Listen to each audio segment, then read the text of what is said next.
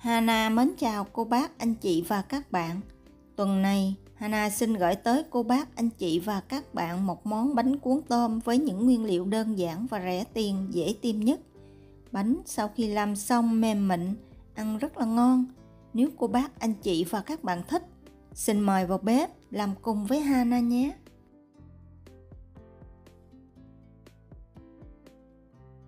Phần bột hôm nay Hana sử dụng rất là đơn giản. 150g bột năng và 150g bột gạo. Mình sẽ rây cho hỗn hợp bột được đều với nhau.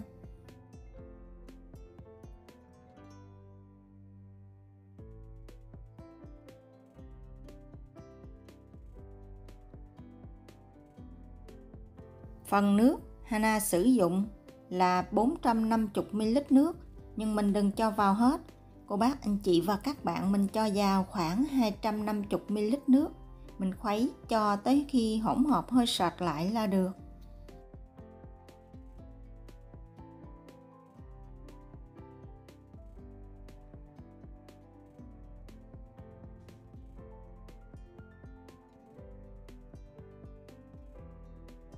Lúc này mình sẽ thêm vào một muỗng canh dầu ăn, khuấy đều cho tới khi dầu và bột trộn lẫn với nhau, không còn dầu trên mặt bột nữa là được.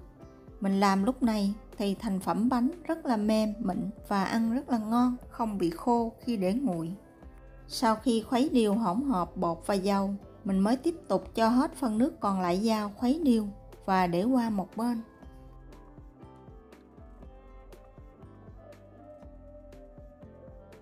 Tiếp theo, cho vào một cái son nhỏ 450ml nước và 1/2 muỗng cà phê muối. Đậy nắp lại và nấu cho tới khi nước sôi. Khi nước sôi, mình sẽ cho hết phần nước này vào tô bột. Trước khi cho vào, cô bác, anh chị và các bạn nhớ khuấy đều bột lên. Mình cho vào từ từ, đừng đổ hết một lần, kẻo bột chín làm cho bột bị đặc và mình đổ bánh không được mỏng.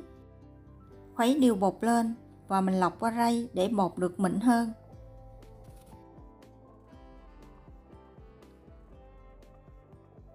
Chuẩn bị bột xong rồi mình sẽ để sang một bên. Bây giờ mình sẽ đi chuẩn bị phần tôm. Tôm thì Hana sử dụng tôm khô.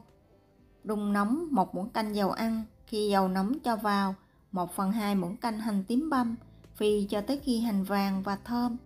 Thì cho 40g tôm khô sau khi rửa thật sạch để ráo vào, xào cho tới khi tôm có mùi thơm. Phần tôm này cô bác, anh chị và các bạn đừng ngâm, kẻo bị mất mùi và vị tôm ăn không ngon. Tôm sau khi xào xong mình để cho nguội bớt, sau đó cho vào cối và đem đi xay nhuyễn.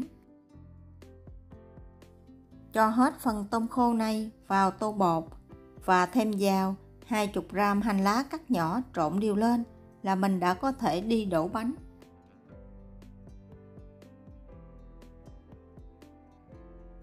Cũng giống như mọi lần, để làm bánh cuốn, bánh ướt, tráng chảo mềm ngon như tráng hơi thì Hana sử dụng giấy nến thay cho cái nắp để đậy. Phần này Hana chia sẻ rất là nhiều lần. Hana chỉ chia sẻ lại cho cô bác, anh chị và các bạn nào mới biết tới kênh của Hana. Mình sẽ cắt giấy nến sao cho vừa với cái lòng chảo. Nhớ chừa lại hai đầu để một chút mình lấy ra cho dễ. Để chảo được nóng đều thì mình cho vào chảo 300ml nước và nấu sôi. Trong thời gian đó mình cũng chuẩn bị những vật dụng cần thiết. Mình sẽ chuẩn bị một cái khay để một chút mình đựng bánh. Nhớ quét dầu để chống dính trên khay. Chuẩn bị một miếng khăn giấy để một chút mình lau phần bột thừa. Và một chén dầu ăn hoặc là dầu hành nếu có. Một cái sửng hoặc là một cái rổ cũng được. Nhưng mà phần sửng này phải nhỏ hơn cái lòng chảo một xíu. Mình sẽ bọc giấy bạc chống dính. Sau đó quét một ít dầu ăn lên. Khi nước sôi, mình sẽ đổ hết phần nước này ra ngoài.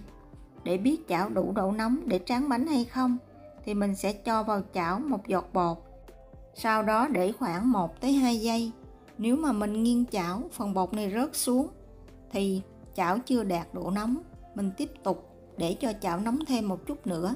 Vì nếu chảo không nóng, cô bác, anh chị và các bạn cho bột vào. Khi mình đổ bột ra, thì phần bột này không bám vô chảo.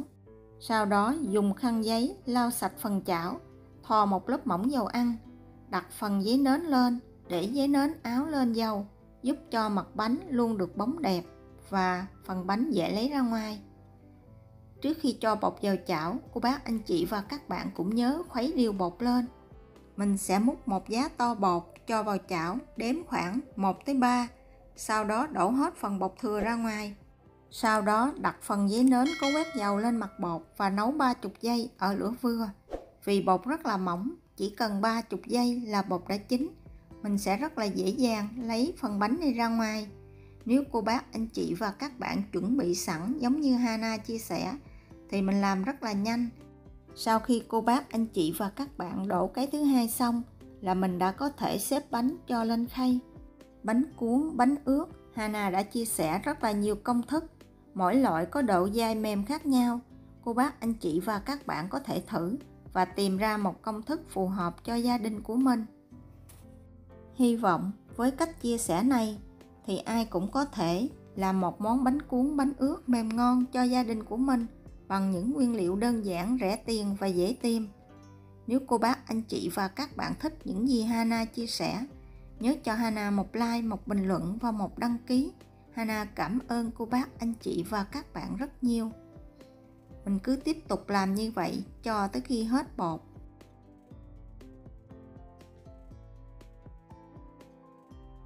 Bánh rất là dẻo và mềm, đặc biệt có thêm vị tôm khô bên trong bánh và hành lá ăn rất là ngon.